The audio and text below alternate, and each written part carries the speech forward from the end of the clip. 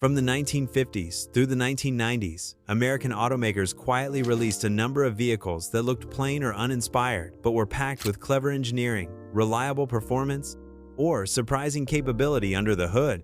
These cars weren't built to impress at first glance, they were built to do a job, and do it well. Whether they were trusted by police departments, loved by enthusiasts for their sleeper potential, or simply offered smart design ahead of their time, these vehicles deserve a second look. In this video, we're counting down 35 American cars that seemed boring but turned out to be brilliant. Number 35. 1999 Mercury Grand Marquis LSE. By the late 1990s, the Mercury Grand Marquis had settled into its role as the go-to sedan for retirees, government fleets, and anyone who valued comfort over speed. With its pillow-soft suspension, enormous trunk, and bench seating, it was seen more as a land yacht than a performance machine. But in 1999, Mercury quietly offered a variant that defied the stereotype, the Grand Marquis LSE.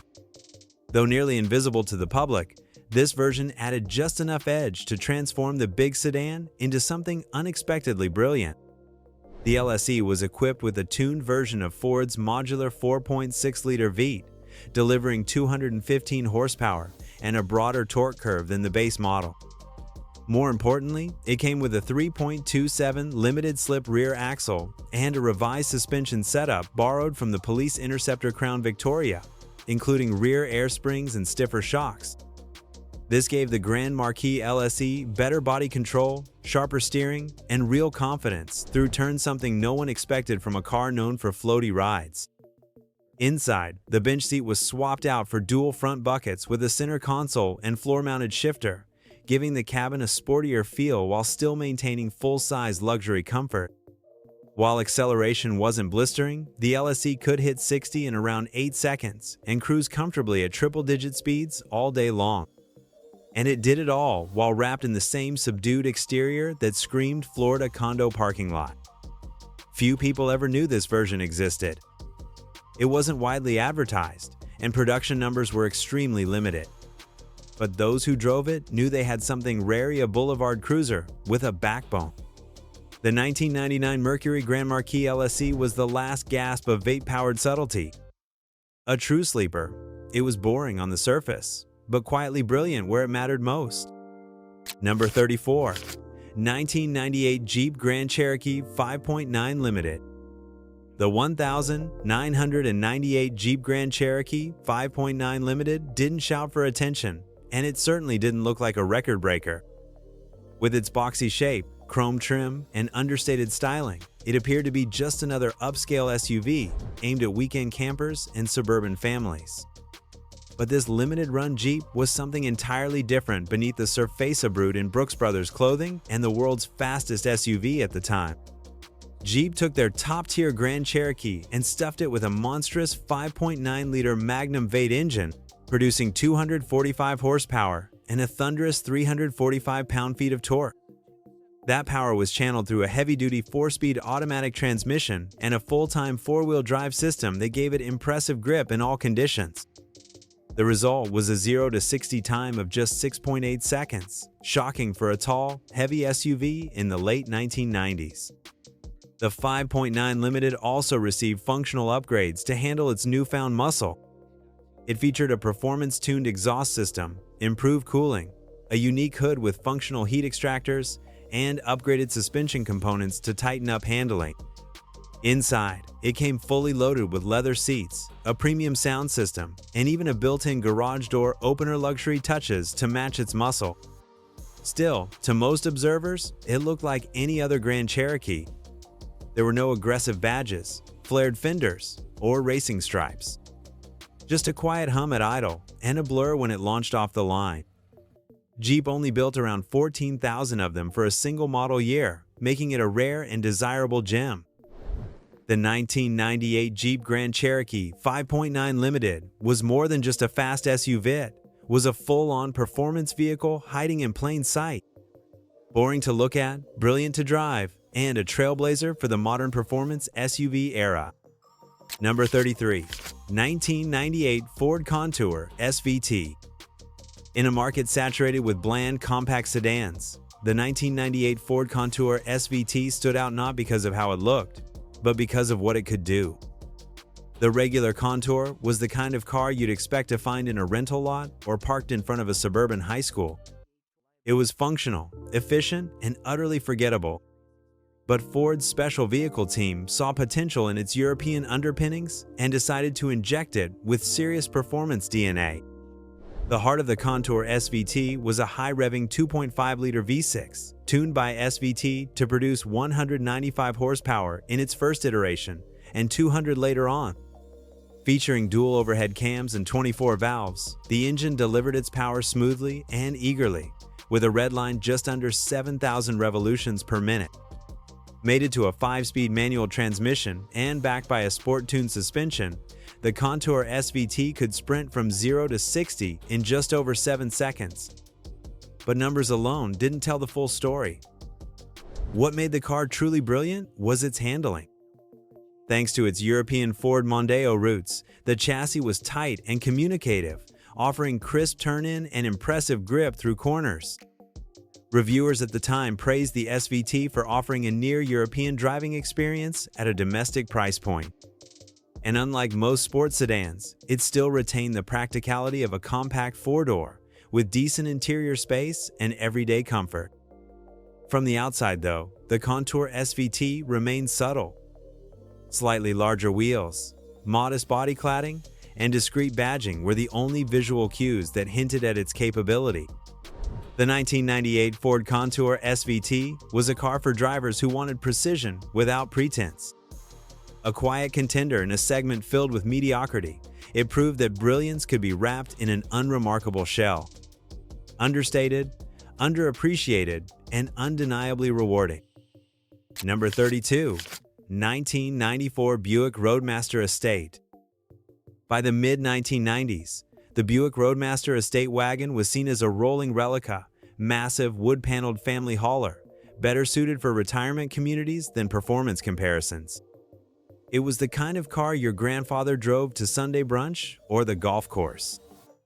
With its long body, faux wood siding, and rear-facing third-row seat, it looked every bit the part of an old-school station wagon clinging to a bygone era. But in 1994, Buick did something completely unexpected. They dropped in the L-tone V8 engine from the Corvette. This 5.7-liter small block was slightly detuned for wagon duty, making 260 horsepower and 335 pound-feet of torque, but it was still a brute by family car standards. Mated to a 4-speed automatic transmission and a rear-wheel drive layout, the Roadmaster Estate became a full-size sleeper capable of surprising even modern sports sedans. Despite weighing over 4,700 pounds, the L-tone-powered wagon could sprint from 0 to 60 in just over 7 seconds. That was impressive for any vehicle of the era, let alone a 9-passenger station wagon with simulated wood on the doors. It also came with an optional towing package, heavy-duty cooling system, limited-slip rear axle, and performance rear gearing, making it not just fast but useful. The brilliance of the 1994 Roadmaster Estate lay in its absolute contradiction. It looked like a couch on wheels, but it could outrun sports cars. It had more cargo space than a minivan, yet it had Corvette DNA under the hood. Buick never advertised it as a muscle wagon, but enthusiasts quickly caught on. The 1994 Buick Roadmaster Estate was a final salute to American accessoring on the outside, brilliant on the move, and still beloved by those who appreciate absurdly capable sleepers. Number 31. 1994 Chevrolet Caprice 9-cone L-tone. In the early 1990s, the Chevrolet Caprice was the kind of car you saw everywhere: taxi stands, police fleets, and your grandfather's driveway. Its rounded, bloated styling wasn't exactly turning heads, and by 1994, most people had written it off as a boring family cruiser. But Chevrolet had a trick up its sleeve with the 9-cone package, specifically designed for law enforcement. And in that version, the Caprice became one of the most formidable factory sleepers of the decade. The secret weapon in the 1994 Caprice 9-cone was the introduction of the L-tone V8 engine, the very same 5.7-liter power plant found in the Corvette of the same era. In the police Caprice, the engine was slightly detuned to 260 horsepower, but it still delivered massive torque and linear acceleration. Combined with a 4-speed automatic transmission, heavy-duty cooling, bigger brakes, reinforced suspension, and beefy sway bars, the 9-cone Caprice could do things no bloated sedan should have been able to do. In police testing, the L-tone-powered 9-cone hit 60 miles per hour in just over 7 seconds and had a verified top speed exceeding 140 miles per hour. That made it the fastest 4-door police vehicle in the country, at the time faster than Mustangs, Camaros, and most import sedans. Yet, to the average citizen, it still looked like a glorified airport shuttle. There were no racing stripes, no spoilers, and no dramatic styling. Just a big, round sedan with steel wheels and maybe a push bar if it was still in service. The 1994 Chevrolet Caprice 9-cone L-tone wasn't just a fast cop car, it was a muscle car in a police uniform. It was boring on the outside, brilliant where it counted, and an icon among those who knew how to make speed look invisible. Number 30. 1992 Chevrolet Camaro B4C Police. In 1992, the Chevrolet Camaro was already known for its performance credentials, especially in Z28 trim. But lurking quietly within the Camaro lineup was a special model that most civilians never noticed, the B4C. Designed specifically for police departments and government agencies, the B4C was a special service package that gave law enforcement all the performance of a Z28 without the flash. On the outside, the B4C looked like a basic Camaro RS. It often had no stripes, no badges, and sometimes even steel wheels and hubcaps. There were no giveaways that this unassuming coupe packed serious heat. But underneath the plain clothes was the same 5.7-liter twin-port injection V8 found in the Z28, producing 245 horsepower and delivering brisk acceleration. The B4C also came with upgraded suspension components, 4-wheel disc brakes, a heavy-duty cooling system, performance axle ratios, and an upgraded alternator to handle police equipment. It was built to handle sustained high-speed pursuits, sudden braking, and aggressive handling, all requirements for law enforcement, but all highly appreciated by performance enthusiasts. Even though the public couldn't directly order one from the dealer floor, some found their way into civilian hands through auctions and special connections. The true brilliance of the B4C was how stealthy it was. At a glance, it blended perfectly into traffic, looking no more threatening than a high schooler's used Camaro. But when needed, it could chase down just about anything on the highway. It was, in many ways, the ultimate sleeper performance car disguised as a fleet vehicle. The 1992 Chevrolet Camaro B4C proved that sometimes the fastest cars don't wear racing stripes. Sometimes they wear badges and carry radar guns.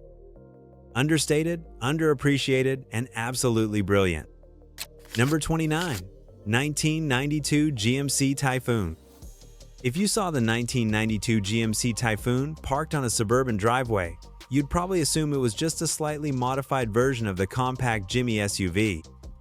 With its modest 2-door body, cladding around the wheel arches, and discreet badging, the Typhoon didn't look particularly intimidating. But underneath its mild exterior was a powerhouse drivetrain that turned this small SUV into one of the most astonishing performance machines of the early 1990s. The Typhoon shared its heart with the legendary GMC Cyclone pickup, a turbocharged 4.3-liter V6, producing 280 horsepower and 360 pound-feet of torque. Mated to a 4-speed automatic transmission and an advanced all-wheel drive system, the Typhoon could launch from 0 to 60 in just 5.3 seconds. For a vehicle originally intended for off-road utility and family chores, that was nothing short of earth-shattering. Despite being heavier than the Cyclone, the Typhoon was no slouch in the corners either. With stiffer suspension, wider tires, and performance tuning, it handled with the kind of composure usually reserved for sports sedans. On the street, it could out-accelerate a Corvette and keep pace with European exotics, all while carrying groceries or a couple of passengers in comfort. The brilliance of the Typhoon lay in its contradiction. It was an SUV, but it wasn't built for the trail, it was built for the drag strip. It had room for cargo, yet it could smoke Mustangs at the stoplight. GMC produced only 4,697 units in 1992, making it a rare and coveted piece of performance history. The 1992 GMC Typhoon was the original performance SUV, long before that term became a marketing buzzword.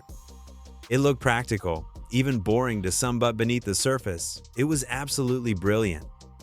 Number 28. 1991 GMC Cyclone. At first glance, the 1991 GMC Cyclone looked like a lowered compact pickup truck with a few sporty touches. It had blacked-out trim, body-colored bumpers, and a clean design that made it look more custom than factory. But most people who saw it parked at the mall or idling at a red light had no idea that this little truck was one of the fastest accelerating vehicles ever sold in America at the time. Under the hood was a turbocharged and intercooled 4.3-liter V6 engine that produced 280 horsepower and 350 pound-feet of torque. That power was routed through a 4-speed automatic transmission to an all-wheel drive system adapted from the GMC Safari van, delivering relentless traction. The result was jaw-dropping acceleration, 0 to 60 in 4.3 seconds and a quarter-mile time of 12.9 seconds, performance numbers that rivaled Ferraris and Corvettes of the era. To put it in perspective, Car and Driver famously tested the Cyclone against a Ferrari 348 TS, and the GMC beat the Ferrari in a straight line. A pickup truck outrunning a Ferrari was unthinkable, yet the Cyclone did it without breaking a sweat. And it did so while looking relatively tame. There were no outrageous decals, wings, or aggressive body kits, just a tasteful stance and quiet confidence. Only 2,995 Cyclones were built in 1991, making it an instant cult classic. It wasn't just fast for a truck, it was one of the fastest vehicles of its time, full stop. The 1991 GMC Cyclone redefined what a pickup could be, blending utility with unmatched straight-line speed. Boring to the untrained eye, but secretly brilliant beyond belief. A true icon in blacked-out disguise. Number 27. 1991 Dodge Spirit RT. On the surface, the 1991 Dodge Spirit RT looked like nothing more than a basic four-door sedan from the K-car family tree. With its boxy shape, generic grille, and economy car proportions, it blended in perfectly with fleets of rental cars and commuter traffic. There were no flashy graphics, scoops, or flared fenders to signal its true identity. But underneath that plain exterior was one of the most astonishing sleepers of the early 1990s. Dodge had outfitted the Spirit RT with a 2.2-liter turbocharged inline-4, but this wasn't just any turbo 4. It featured a 16-valve DOHC cylinder head engineered by Lotus, which transformed the engine into a high-revving powerhouse. The result was 224 horsepower and 217 pound-feet of torque, phenomenal output for such a small displacement engine at the time.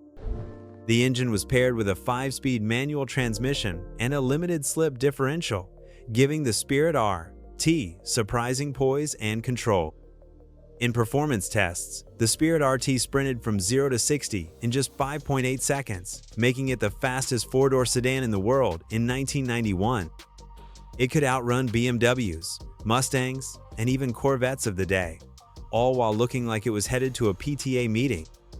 Quarter-mile times dipped into the high 13s with minimal modification, and its chassis, though not a sports car, shandled admirably when pushed. Despite its world-class performance, the Spirit RT received little fanfare. Most buyers and critics overlooked it entirely, dismissing it as just another boxy sedan from Chrysler's bargain bin. But those who knew what it was understood its brilliance. The 1991 Dodge Spirit RT was the ultimate sleeper plane, practical and secretly ferocious. It was the automotive equivalent of a librarian who moonlighted as a street fighter. Boring to see, but breathtaking to drive. Number 26. 1989 Ford Taurus Show. In the landscape of late 1980s American sedans, the Ford Taurus was the poster child for suburban normalcy. It was the family workhorse, practical, aerodynamic, and reliable, but by no means exciting. That made the arrival of the 1989 Taurus Show all the more shocking. Ford had taken their best-selling mid-size sedan, and without changing much of its conservative exterior, turned it into one of the most thrilling sleepers of the era. The magic of the show was under the hood. There sat a hand-built 3.0-liter V6 engine developed in partnership with Yamaha. With 24 valves, dual overhead camshafts, and a redline at 7,000 revolutions per minute, it was more at home in a high-end European sports car than a domestic four-door family hauler. This engine produced 220 horsepower, and when mated to a 5-speed manual transmission, it gave the show performance credentials that stunned critics and enthusiasts alike. The SHO could rocket from 0 to 60 in around 6.6 seconds, blistering for a sedan at the time, and it handled far better than anyone expected from a front-wheel drive car. Its chassis was tightened, its suspension firmed up, and its brakes upgraded. Yet unless you noticed the subtle rear deck badge or the unique alloy wheels, you'd never guess this car was anything other than a standard Taurus. Inside, it featured bolstered seats, a leather-wrapped steering wheel, and special gauges, but the design remained restrained. No wild graphics, no screaming decals, just refined aggression and hidden capability. The 1989 Ford Taurus SHO didn't need to show off. It let its Yamaha-tuned engine do the talking. A true stealth performance sedan that redefined what an American family car could be. Understated, underrated, and undeniably brilliant. Number 25. 1987 Buick GNX. In the late 1980s, when most muscle cars were choking under the weight of emissions, regulations, and low horsepower ratings, Buick unleashed something completely unexpected, the 1987 GNX. To the untrained eye, it looked like just another Regal coupe painted in ominous black. It had the same boxy silhouette, the same squared-off grille, and the same upright stance as every other commuter car in the neighborhood. But under its understated bodywork lurked one of the most powerful and advanced performance machines ever to roll out of General Motors. The GNX was the final and most extreme evolution of the Grand National, developed in collaboration with ASC and McLaren Performance Technologies. Its turbocharged and intercooled 3.8-liter V6 was tuned to deliver 276 horsepower and 360 pounds of torque, though real-world testing often suggested the true figures were much higher. Buick underrated the engine on purpose, perhaps to avoid embarrassing their Corvette division. 0 to 60 came in a staggering 4.7 seconds, making it the quickest production car in America that year, faster than the Corvette and nearly on par with the Porsche 911 Turbo. Despite these eye-watering numbers, the GNX remained visually restrained. There were fender flares, special wheels, and functional vents, but no wild spoilers or racing stripes. It looked like something your uncle might take to the office, but it could blow the doors off nearly anything on the road. Only 547 GNX units were ever produced, making it not only rare, but instantly collectible.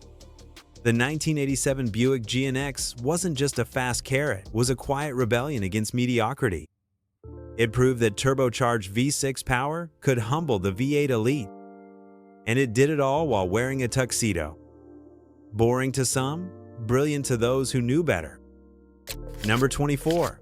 1986 Shelby Dodge Omni GHS. In the mid-1980s, Dodge's Omni hatchback was about as exciting as a toaster on wheels.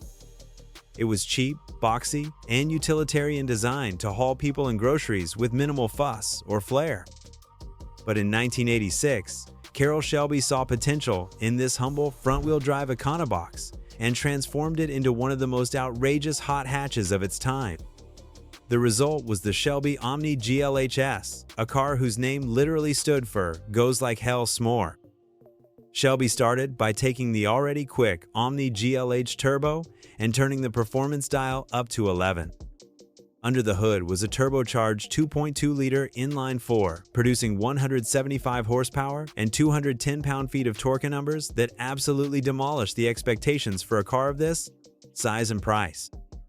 With upgraded suspension, Coney shocks, beefed-up brakes, and sticky Goodyear Eagle GT tires, the GLHS could sprint from 0 to 60 in 6.5 seconds and hold its own in the corners against cars twice its price. Shelby didn't just tune the engine, he took over production entirely, shipping completed Omnis from Dodge to his facility in Whittier, California, where they were reworked and rebadged as Shelbys. Each car received a serialized dash plaque and Shelby-specific graphics, though visually they remained understated. There were no massive spoilers or outrageous body kits, just a small badge, black paint, and an exhaust note that hinted something special was going on. The 1986 Shelby Omni GHS was the definition of unexpected brilliance. It was a lightweight, turbocharged missile disguised as a commuter car, and it embarrassed vape Mustangs and Camaros on the street and strip. It proved that true performance didn't have to come in a big, flashy package. Sometimes, all it needed was a small hatchback and the vision of a racing legend. Number 23. 1984 Buick Regal Type. In the shadow of the iconic Grand National, the 1984 Buick Regal Type quietly carved out its own legacy as one of the greatest sleepers of the decade. To the average onlooker, it looked like any other mid-sized personal coupe of the early 1980s, boxy, dignified, and maybe even a little outdated. Offered in subdued colors like silver, charcoal, and maroon, the Type wore wire wheel covers and soft interior trim, more fitting for a retiree than a racer. But under its conservative skin lurked the heart of a high-performance machine. The Type was powered by Buick's turbocharged 3.8-liter V6 engine, a marvel of forced induction engineering at a time when most automakers were still adjusting to emissions regulations. In 1984, the turbo V6 was producing up to 200 horsepower, more than enough to surprise the vape-powered competition. With a lightweight coupe body and rear-wheel drive layout, the Type could sprint from 0 to 60 in just over 7 seconds, numbers that caught more than a few Mustang and Camaro drivers off guard. What made the Type particularly brilliant was its subtlety. Unlike the all-black, aggressive-looking Grand National, the Type was far more reserved in appearance. It didn't advertise its performance potential, and that made it even more dangerous. Most people never suspected that this Buick, with its plush velour seats and opera windows, could tear up a quarter mile like a muscle car reborn. Though often overshadowed by its more famous sibling, the 1984 Buick Regal Type was arguably just as important in proving that turbocharged V6 engines had a future in American performance. It was quick, refined, and capable, and, most importantly, it never looked the part. A true stealth performance coupe that delivered brilliance without ever raising its voice. Number 22. 1984 Ford LTD LX. FOC. In the early 1980s, Ford's LTD sedan was the very picture of bland suburban transportation. It was a boxy four-door with vinyl seats, an upright grille, and all the charisma of a tax accountant's company car. But buried within the lineup, Ford quietly released a special variant called the LTD LX car that, while visually unassuming, packed some serious muscle beneath the skin. Built on the versatile Fox platform, the same one used by the Mustang, the LTD LX received a performance makeover that most people never noticed. Under the hood sat Ford's 5-liter high-output V, producing 165 horsepower and 245 pound-feet of torque, respectable numbers, for a mid-size sedan in 1984. Mated to a 4-speed automatic transmission with overdrive and equipped with a specially tuned suspension, thicker sway bars, and upgraded brakes, the LTD LX delivered driving dynamics that were shockingly sharp for a car in its class. The LTD LX also came standard with a dual exhaust system, a 3.27 rear axle ratio, and 15-inch performance tires, features normally reserved for sport coupes, not grocery-getting sedan. Yet aside from blacked-out trim and a discreet LX badge, there was almost nothing to distinguish it from its humdrum siblings. It had all the visual excitement of a rental car, which made it perfect for the enthusiast who preferred to fly under the radar. Despite its talents, the LTD LX flew mostly under the public's radar and never became a sales success. But today, it stands out as one of the cleverest sleepers of the era. The 1984 Ford LTD LX proved that even a boxy family sedan could be a backroad bruiser if engineered properly. It was boring by design, but brilliant where it counted. Number 21. 1980 AMC Eagle. When the 1980 AMC Eagle arrived, most people didn't quite know what to make of it. On the surface, it looked like just another compact wagon or sedan from American Motorsa. Little bulky, a little outdated, and certainly not flashy. It shared much of its styling and structure with the AMC Concorde, a car aimed at conservative buyers who wanted something affordable and practical. But hidden beneath its boxy bodywork was a groundbreaking innovation that would lay the foundation for the modern crossover SUV. The AMC Eagle was the first American production car to offer full-time four-wheel drive combined with a unibody passenger car platform. This wasn't a lifted truck or a rugged off-road it was a comfortable car with the capability of an SUV. Using a transfer case developed by New Process Gear, AMC engineers gave the Eagle a drivetrain that automatically distributed power to all four wheels, improving traction on snow, gravel, and wet pavement. It came with a straight six engine, typically the reliable 4.2-liter unit AMC was known for, and was available in wagon, sedan, and even coupe form. While its performance wasn't blistering, 0 to 60 took over 13 seconds. It wasn't built for drag racing. It was built for getting families through winter storms and mountain passes in comfort long before AWD became a selling point. Most drivers and critics at the time dismissed the Eagle as a strange curiosity. But decades later, it's recognized as the true pioneer of the crossover concepta car that combined everyday drivability with go-anywhere utility. The 1980 AMC Eagle was boring to look at, sure, but its engineering was quietly brilliant. It saw the future of the automobile and delivered it years ahead of schedule, just in a beige box with wood paneling. Number 20. 1975 Chevrolet Cosworth Vega.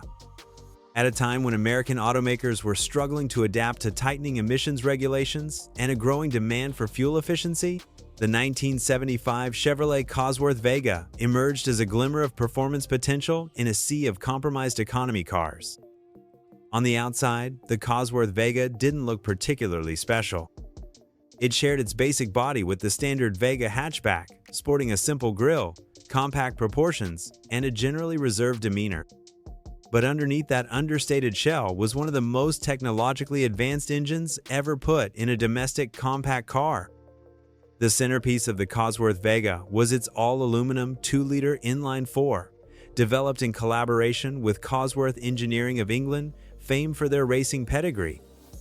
The engine featured twin overhead camshafts and 16 valves, an exotic setup for the time, especially in an American car. It also marked Chevrolet's first use of electronic fuel injection in a passenger vehicle. Though emissions restrictions limited output to 110 horsepower, the engine was designed to rev freely and deliver its power smoothly, giving the Cosworth Vega a spirited character unmatched by its competitors. Chevrolet added stiffer suspension, a stainless steel header, special wheels, and black and gold trim to distinguish the Cosworth from its base model siblings. Still, most drivers on the road wouldn't have guessed they were looking at a hand-assembled, limited production performance car. Only about 3,500 units were ever built over a 2-year run, making it one of the rarest Chevrolets of the decade. Though it never reached the performance heights originally promised, the 1975 Cosworth Vega stood as a symbol of engineering ambition during a difficult era. It brought racing tech to the American street in a form most people completely overlook. It was brilliant, refined, and decades ahead of its time, all hidden inside what looked like just another economy hatchback.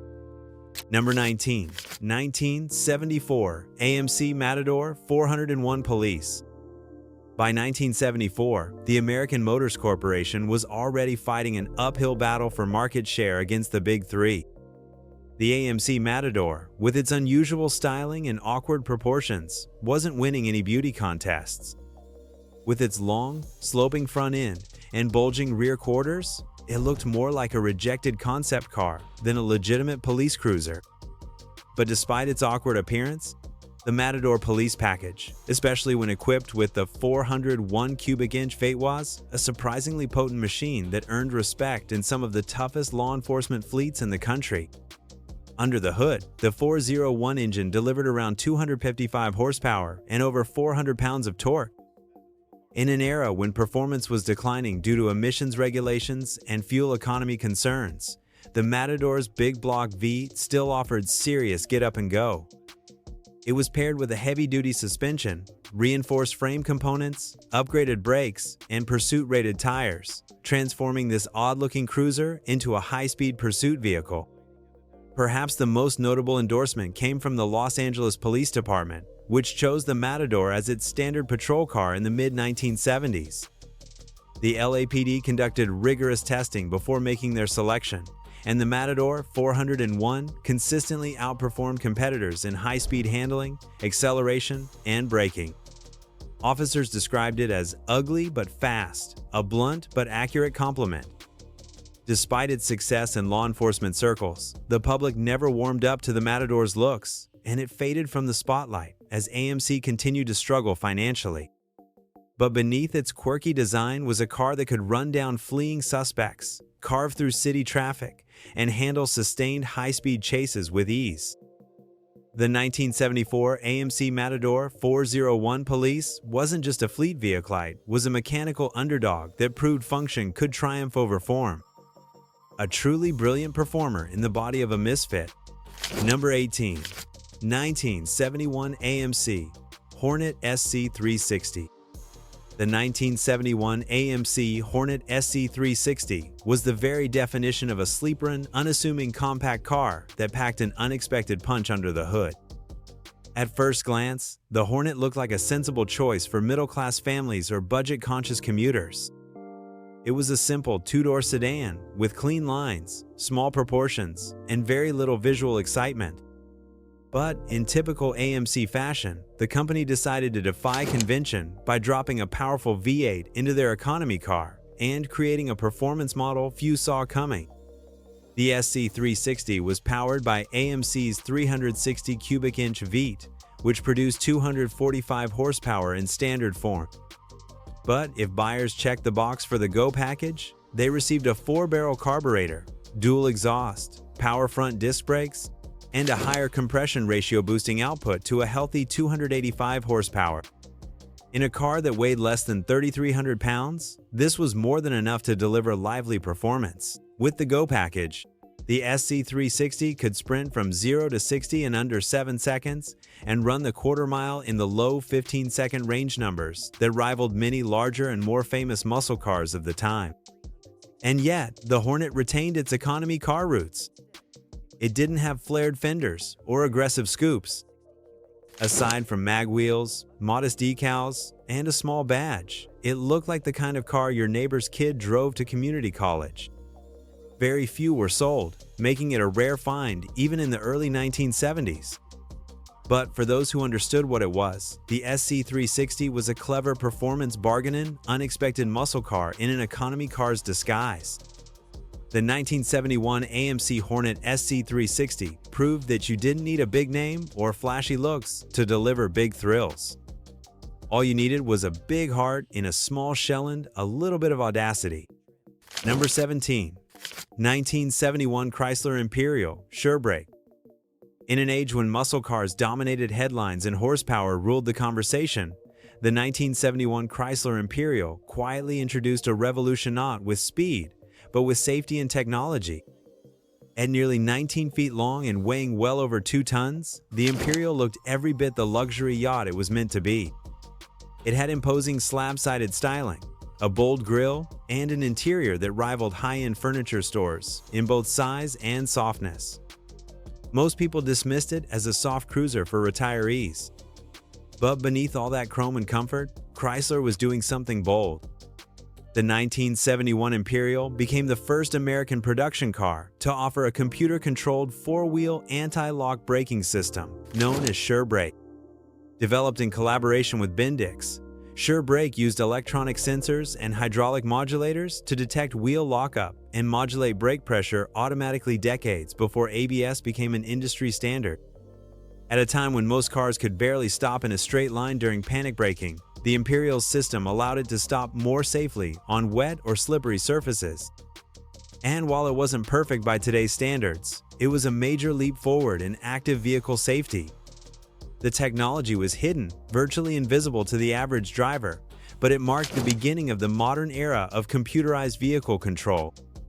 Ironically, Most people who bought the 1971 Imperial never realized how advanced their car really was. They bought it for the plush ride, the thick carpets, or maybe the standard 440 cubic inch V8. But hidden underneath was a system that would eventually save countless lives across generations of cars. The 1971 Chrysler Imperial didn't look brilliant, and it never tried to, but it quietly introduced a groundbreaking innovation while wrapped in the dull disguise of old-school opulence. A technological pioneer dressed like a living room on wheels. Number 16. 1970 Buick Wildcat 455. By 1970, Buick had established itself as a brand focused on comfort, refinement, and understated elegance. The Wildcat was no exception, full-size personal luxury coupe with smooth lines, wide seats, and a reputation for dignified cruising. But for those who looked past its quiet exterior and ordered it with the right engine, the Wildcat became something else entirely. It became one of the most underrated muscle machines of the big car era. At the heart of the 1970 Wildcat was Buick's massive 455 cubic inch V engine, rated at 370 horsepower and a staggering 510 pound-feet of torque. In Stage 1 tune, that torque curve came on early and hard, delivering relentless acceleration with little effort. This wasn't a high-strung racer, it was a brute in a tuxedo, capable of launching its nearly 2-ton frame to 60 miles per hour in just over 6 seconds. Despite its power, the Wildcat never tried to look aggressive. There were no air scoops, no rally stripes, no hood pins just clean, unassuming bodywork, and a luxury interior that wouldn't look out of place in a Riviera. It was the car your neighbor's father drove to work, not something you'd expect to leave rubber down Main Street. Yet that's exactly what it could do. The Wildcat 455 had enough raw force to rival dedicated muscle cars, but it delivered it with the refinement of a Buick. Quiet, smooth, and unshakably fast, it could outrun expectations at every turn. Today, the 1970 Buick Wildcat 455 remains one of the ultimate sleeper coupes, luxury land yacht with the soul of a street brawler. It was big, bold, and brutally brilliant underneath its composed exterior. Number 15. 1970 Pontiac Tempest T37 455 HO. In the golden age of muscle cars, names like GTO, Chevelle SS, and Roadrunner dominated the conversation. But flying quietly under the radar in 1970 was the Pontiac Tempest T37, a stripped-down, no-frills coupe that could be ordered with the exact same firepower as its more famous siblings. Outwardly, the T37 was a study in understatement. It featured minimal trim, basic steel wheels, and no loud graphics to give away what it was hiding. And what it was hiding was nothing short of ferocious. Buyers in the know could spec the T37 with the 455 HO Ingenia, 455 cubic inch V8 with high-flow heads, a hot cam, and a 4-barrel carburetor, making over 335 horsepower and an incredible 500 pound-feet of torque. This wasn't a detuned big block, it was the same powerhouse found in the top GTOs and Firebirds, dropped into a lighter, cheaper, and far more anonymous package.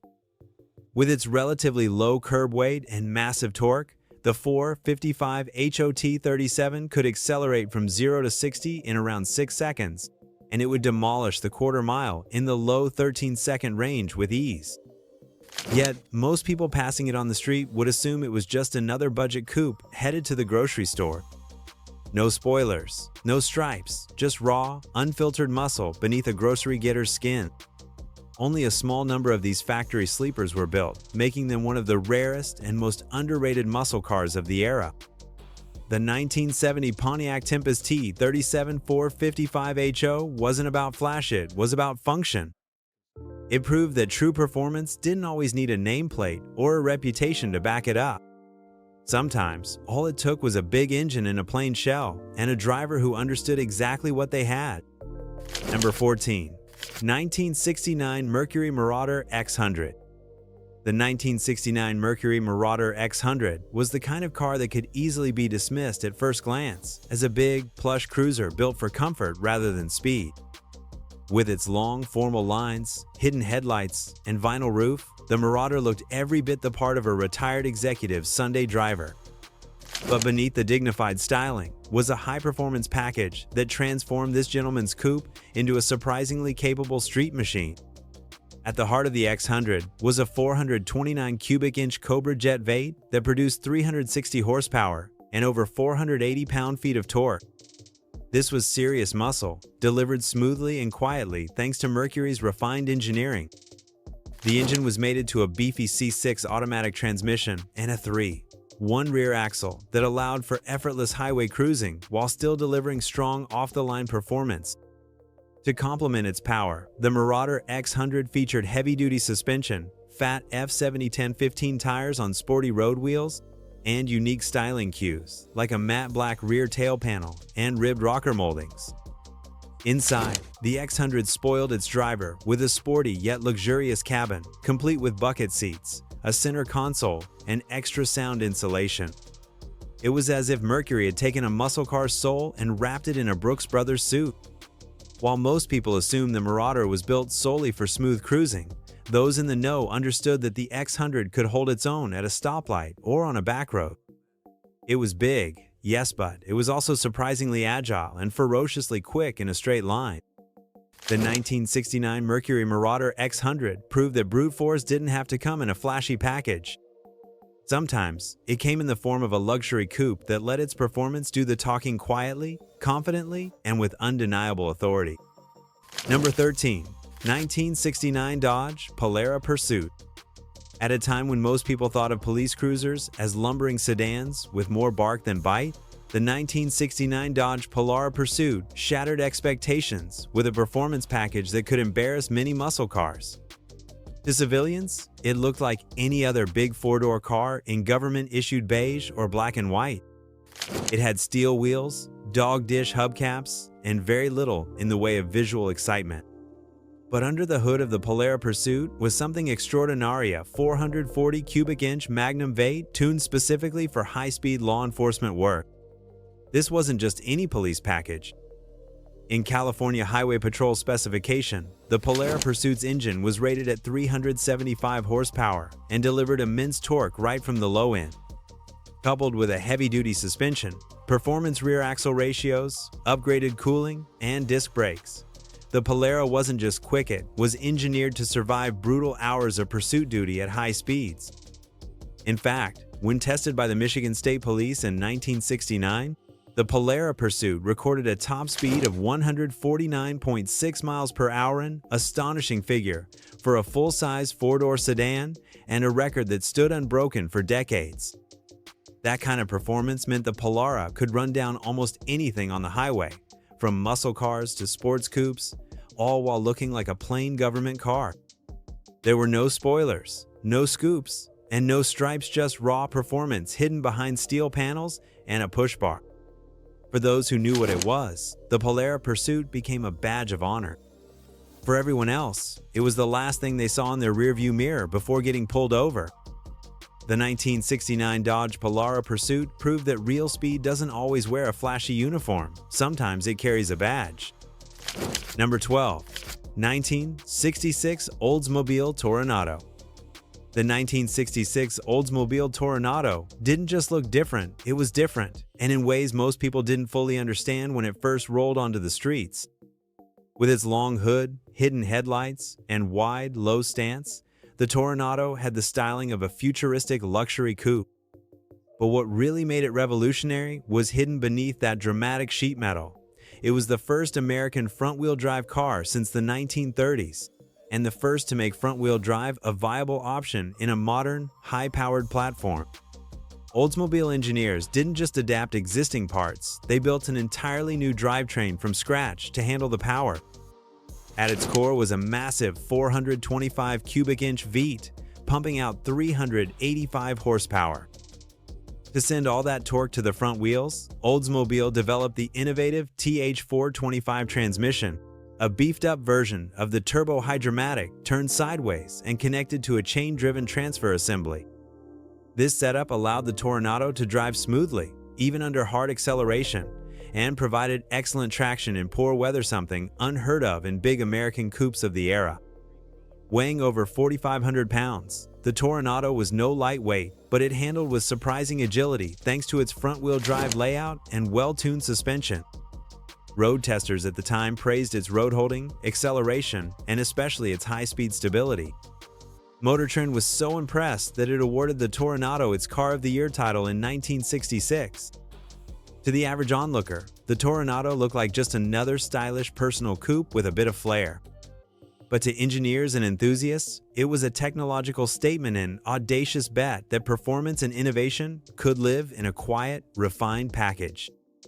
The 1966 Oldsmobile Toronado was brilliant not because it shouted for attention, but because it redefined what was mechanically possible without ever raising its voice. Number 11. 1966 Chevrolet Caprice 427.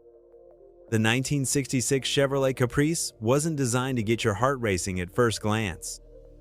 It was marketed as Chevrolet's most luxurious full-size offering, a car for executives, family, men, and anyone who valued quiet comfort over raw speed. With its formal roofline, subtle chrome flourishes, and plush interior, the Caprice looked like it belonged in a country club parking lot, not on a drag strip. But when equipped with the optional 427 cubic inch turbojet V8, it became something far more thrilling than it appeared.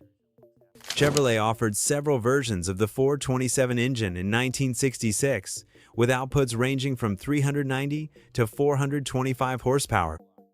In its highest state of tune, complete with solid lifters, high-flow heads, and a hot cam, the 427 turned the Caprice into a 2-ton rocket.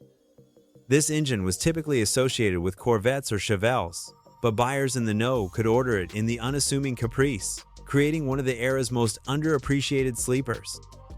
Despite its size, the 427-powered Caprice could accelerate from 0 to 60 in around 6.5 seconds, putting it in the same league as smaller, sportier muscle cars. More impressively, it could do so while carrying 5 passengers in air-conditioned comfort with a trunk full of luggage. Very few outside observers would suspect that this button-down boulevard cruiser had the muscle to embarrass GTOs and roadrunners. There were no special stripes, spoilers, or badges to give it away, just a quiet V8 rumble and a small displacement emblem if you look closely. The 1966 Caprice 427 proved that performance didn't always wear a loud suit. Sometimes it hid behind a wood-trimmed dashboard and brocade upholstery. It was a car that made no apologies and no announcements, just a polite bow before blowing your doors off. Number 10. 1966 Dodge Coronet Hemi. The 1966 Dodge Coronet looked like a typical no-nonsense mid-size sedan of its era-clean lines, squared-off edges, and just enough chrome to feel respectable without being flashy. It was the kind of car you might see parked outside a bank or driven by a school principal. But Dodge offered a hidden option that transformed this buttoned-up commuter into an absolute monster: the legendary 426 cubic inch Hemi V8. Nicknamed the Elephant because of its massive size and power, the Hemi engine was designed for racing and came with hemispherical combustion chambers, forged internals, and dual 4-barrel carburetors. Officially rated at 425 horsepower, the engine was a gross understatement of its true potential. With proper tuning, the street Hemi could push closer to 500 horsepower, making it one of the most fearsome power plants ever offered to the public. In the Coronet, the Hemi was a revelation. It turned an otherwise conservative sedan into a quarter-mile terror capable of sub-13-second times right off the showroom floor. Yet, aside from small Hemi badges and maybe a set of mag wheels, there was very little to indicate the firepower beneath the hood. No scoops, no spoilers, no racing stripes, just steel and subtlety. Many referred to the Coronet Hemi as the banker's hot rod because it allowed a well-dressed gentleman to drive a car with the soul of a drag racer. Only a few thousand Hemi Coronets were built, and even fewer survive unmodified today. Their rarity, combined with their unassuming looks and brutal power, has made them legends in the world of muscle car sleepers. The 1966 Dodge Coronet Hemi was the kind of car that didn't need to advertise its strength, it simply proved it when the light turned green. A true wolf in a Windsor suit. Number 9. 1964 Ford Fairlane Thunderbolt.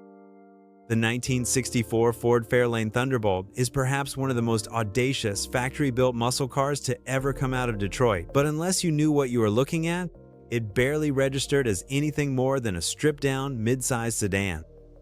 It had no fancy trim, no wild graphics, and no luxurious interior. In fact, Ford intentionally deleted most creature comforts to reduce weight. No sound deadening, no rear armrests, even the heater was optional. This car was not built for comfort, it was built to conquer the quarter mile. Beneath the plain exterior of the Thunderbolt was Ford's most formidable weapon, the 7-liter, 427 cubic inch high-riser V8. This engine was pulled straight from Ford's racing program and featured high-rise intake ports, dual 4-barrel carburetors, and a radical solid-lifter camshaft. It was conservatively rated at 425 horsepower, but real output was likely north of 500. This monstrous engine was crammed into the Fairlane's modest engine bay, requiring fiberglass fenders and a teardrop hood scoop just to fit. The Thunderbolt could rocket from 0 to 60 in just over 4 seconds and rip through the quarter mile in the low 11-second range on slick's performance that rivaled professional drag cars. Its performance was so dominant that NHRA quickly restricted it from many stock eliminator classes. Only about 100 cars were built, nearly all of them destined for racing teams and private drag racers. From the outside, the Thunderbolt looked like a fleet car your uncle might have driven to the hardware store. But in reality, it was a factory hot rod that could demolish anything on the strip. Ford didn't just build a fast car, they built a legend disguised as a Fairlane. The 1964 Thunderbolt was proof that sometimes the most boring wrapper hides the most explosive contents. Number 8. 1963 Studebaker Lark Daytona R2. If you saw a 1963 Studebaker Lark Daytona parked on the street, you'd probably think it was just another compact economy car from a struggling manufacturer. Its boxy design, modest chrome accents, and restrained styling didn't suggest anything out of the ordinary. But under the hood of the R2 version lurked a secret that transformed this mild-mannered commuter into a serious street weapon. The magic came courtesy of a Paxton centrifugal supercharger bolted onto Studebaker's 289 cubic inch V8. This factory-installed setup produced approximately 275 horsepower, which was an astonishing figure for such a small car in 1963. Thanks to its relatively light curb weight and aggressive gearing, the R2-powered Lark could sprint from 0 to 60 in well under 8 seconds, putting it in the same performance league as far more expensive and powerful muscle cars. What made the Daytona R2 especially devious was its complete lack of visual theater. There were no flashy graphics or flared fenders, just a tiny supercharged badge on the front fender end. Even that looked like an afterthought. It retained its basic economy car looks, which meant it could fly under the radar of both police and competitors alike. Few would suspect that this stubby two-door was capable of humiliating high-powered Pontiacs, Chevrolets, or Fords off the line. Studebaker didn't build the Lark R2 in huge numbers, and the company itself wouldn't survive the decade. But this little sleeper left a big impression on those who understood what it was. It proved that brains and boost could outperform brawn and badges, and it solidified Studebaker's reputation, however, briefly as a performance innovator. The 1963 Lark Daytona R2 was a supercharged shot of adrenaline in an otherwise quiet corner of American car culture. It was subtle, it was fast, and it was brilliant. Number 7. 1962 Pontiac Grand Prix 421 Super Duty. To the casual observer, the 1962 Pontiac Grand Prix looked like a refined personal luxury coupe, the kind of car a successful accountant or mid-level executive might drive. Its long hood, sculpted sides, and restrained chrome trim gave off an air of dignity rather than danger. But for those lucky enough to special order the elusive Super Duty package, this elegant coupe transformed into one of the most fearsome street sleepers of the early 1960s. At the heart of the Super Duty version was a massive 421 cubic inch V8, which had been heavily massaged by Pontiac's performance engineers. Equipped with dual 4-barrel carburetors, high-flow heads, forged internals, and a racing-grade camshaft, the engine was conservatively rated at 405 horsepower. In reality, it made even more. This wasn't just an engine borrowed from the racetrack, it was a racetrack engine, lightly dressed up for the street. With a 4-speed manual transmission and 4.30 rear gears, the Grand Prix Super Duty could launch from 0 to 60 in about 6 seconds and run the quarter-mile in the mid-13-second range-stunning figures for a car that looked like it belonged at a country club valet stand. It was bigger and heavier than most muscle cars that would follow, yet it outran nearly all of them. Only a handful of these Super Duty Grand Prix coupes were ever built, and even fewer survive today. Most people never even knew they existed. Pontiac offered the Super Duty option quietly, almost secretively, aimed at serious enthusiasts who wanted raw speed without sacrificing elegance. To this day, the 1962 Grand Prix Super Duty stands as one of the most brilliant examples of how subtlety can be deadly. It didn't need stripes or spoilers to make a statement, just a heavy right foot and a clear stretch of road. Number 6. 1962 Chevrolet Corvair Monza Spider. The 1962 Chevrolet Corvair Monza Spider was the kind of car you might overlook in a parking lot. With its compact, unassuming body and simple trim, it didn't look like anything that belonged on a drag strip or twisty canyon road. But what it lacked in visual drama, it made up for with one of the most unconventional and brilliant engineering layouts in American automotive history. While Detroit was still obsessed with big, front-engine, rear-wheel drive cruisers, Chevrolet dared to think differently with the Corvair. Its air-cooled, rear-mounted flat-six engine was already a novelty, more reminiscent of Porsche than Pontiac. But in 1962, Chevy turned up the heat by adding a turbocharger to the mix, creating the Monza Spider, the first production turbocharged car offered by Chevrolet and one of the first in the world. The Monza Spider's 150 horsepower turbocharged engine might not sound like much today, but in a car that weighed just over 2,500 pounds, it made for a lively and surprising ride.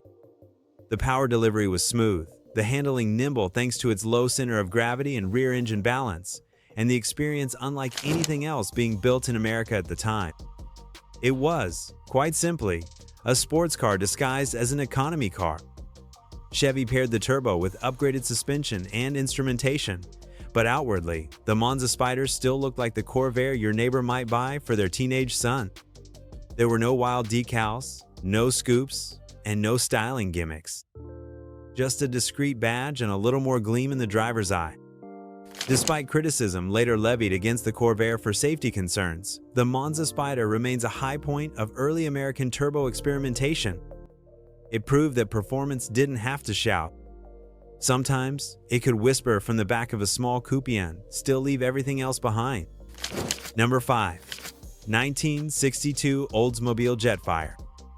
The 1962 Oldsmobile Jetfire may have looked like any other early 60s compact coupe, but it was hiding one of the most radical and daring engineering experiments of its time. With its clean-cut, cutlass-based design and tidy proportions, the Jetfire gave off no indication that it was a technological revolution on 4 wheels. Yet beneath its conventional sheet metal lived the world's first production turbocharged engine, a mechanical marvel that would challenge the entire industry's perception of performance. Oldsmobile engineers took an aluminum 215 cubic inch V8 and added a Garrett A Research turbocharger to squeeze out 215 horsepower, matching 1 horsepower per cubic inch, a figure usually reserved for fire-breathing big blocks.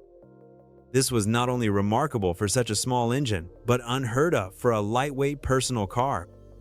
But boosting compression and adding forced induction came with a risk: detonation. So Oldsmobile developed a unique system called turbo rocket fluid, a mix of distilled water, methanol, and corrosion inhibitors that injected into the intake stream to cool the charge and prevent knock. Drivers had to refill a special underhood reservoir with this fluid, which gave the Jetfire a bit of a sci-fi feel. Though the system was ahead of its time, it proved temperamental for the average driver, and service technicians often didn't understand how to maintain it. As a result, many owners had the turbo system removed, and Oldsmobile quietly discontinued the Jetfire after just 2 years. Still, the brilliance of the Jetfire couldn't be denied. It was light, fast, and decades ahead of the turbo boom that would sweep the automotive world in the late 1970s and 80s. This humble coupe may have looked like a car your uncle drove to work, but under the hood was the spirit of a jet engine, daring and different. The 1962 Jetfire was a true under-the-radar legend. Number 4.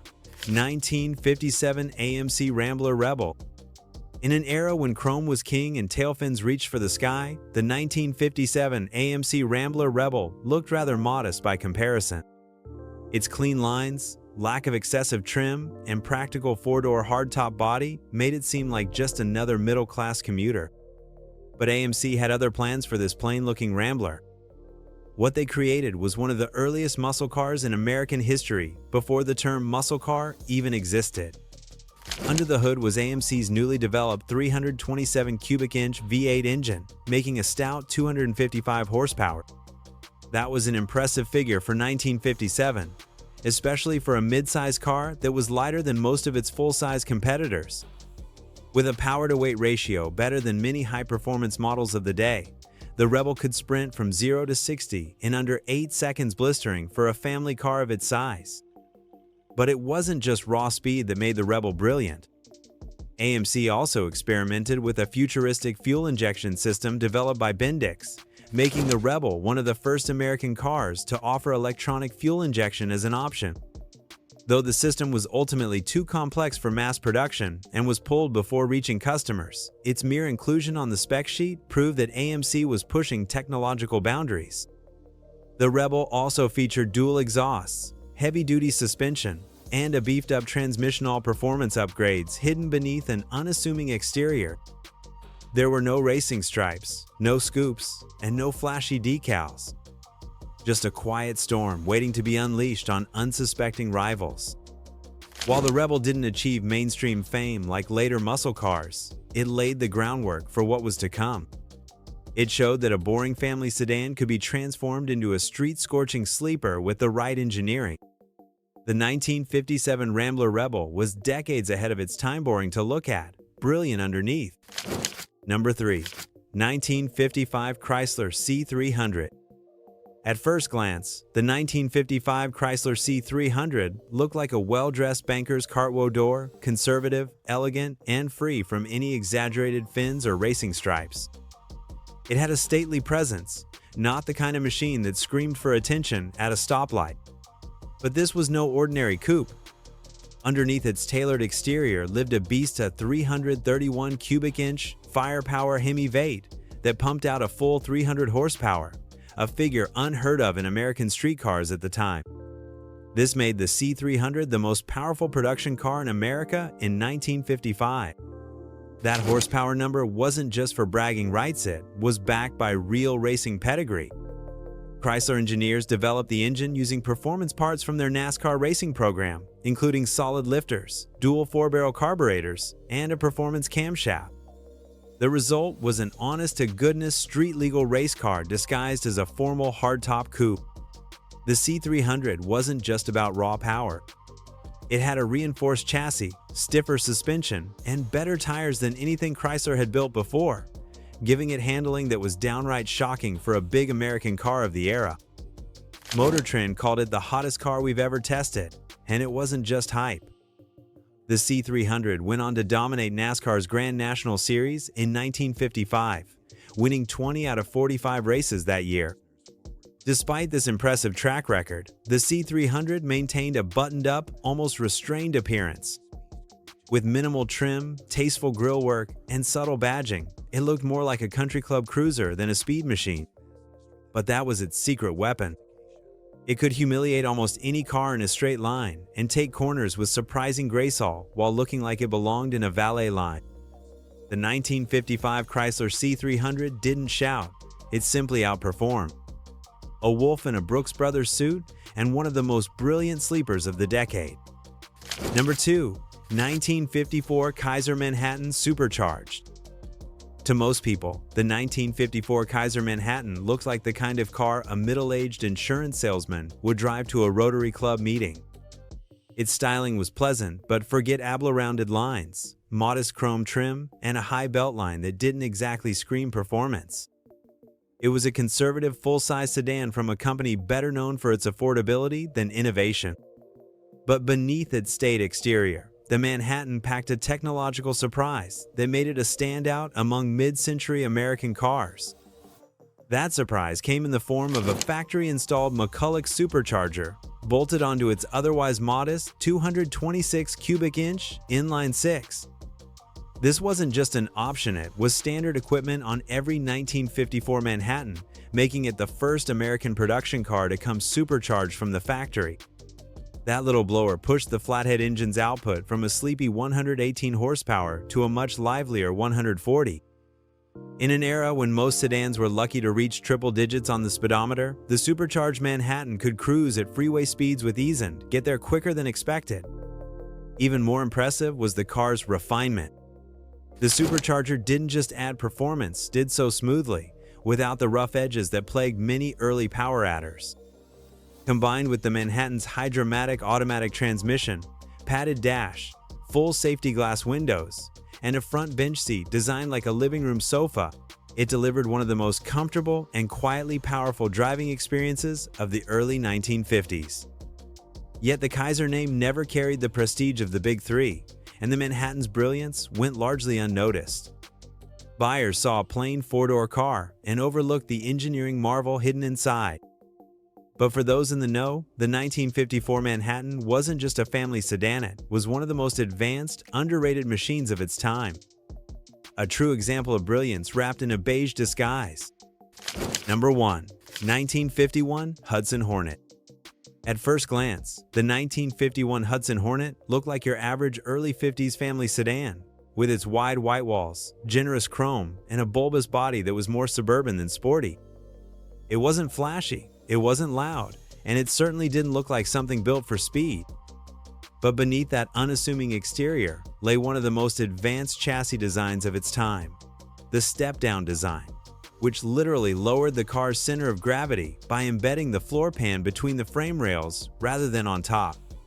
This made the Hornet sit low, corner flat, and grip the road with confidence that no other full-size sedan of the era could match. What made the Hornet truly legendary, though, was its engine. While other manufacturers were just beginning to toy with V8s, Hudson stuck to its tried-and-true straight six, but they gave it a serious twist. The twin H-Power version of their 308 cubic inch inline six used dual carburetors to push out over 160 horsepower, a huge number for the time. That, combined with its low-slung weight distribution and precise handling, turned this grocery getter into a racing monster. In stock, car racing then known as Grand National, the Hornet was untouchable. In the year 1952 alone, Hudson won 27 of 34 NASCAR races. Drivers like Marshall Teague, Herb Thomas, and Tim Flock piloted these seemingly pedestrian sedans to dominant victories against much flashier competition. Fans began calling it the Fabulous Hudson Hornet, a nickname that still carries reverence in racing history today. But the average driver on Main Street never suspected that the neighbor's quiet blue Hudson was essentially the same machine that was dominating the track every weekend. That's what made the Hornet so brilliant it didn't need the roar of a V8 or aggressive styling to prove its worth. It simply outperformed everything else, all while looking like it belonged in the church parking lot.